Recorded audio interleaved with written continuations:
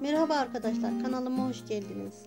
Bugün sizlerle evde kolayca hazırlayabileceğiniz ama çok şifalı, çok etkili, boğazdaki ağrıyı hafifleten, kuru öksürüğe baskılayıcı, öksürüğünüzü şıp diye kesecek, size enerji kazandıracak ve bağışıklık sisteminizi güçlendirecek bir doğal karışım bal çayı hazırlayacağız.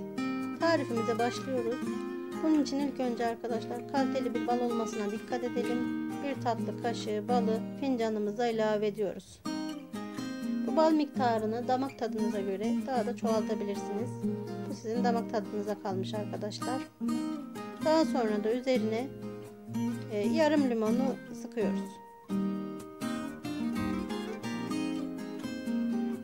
İyice karıştırdıktan sonra üzerine de sıcak suyumuzu ilave ediyoruz.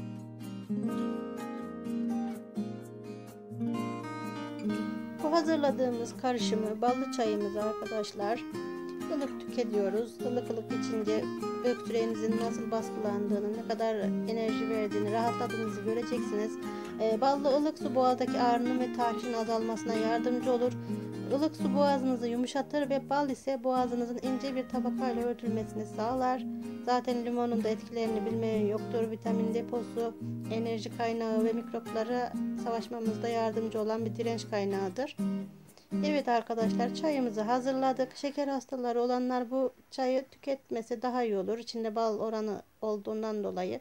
Yine mide rahatsızlığınız varsa limon miktarını daha da azaltabilirsiniz. Midenize zarar gelmesin. İzlediğiniz için teşekkürler arkadaşlar. Beğeni bırakmayı ve kanalıma abone olmayı unutmayın.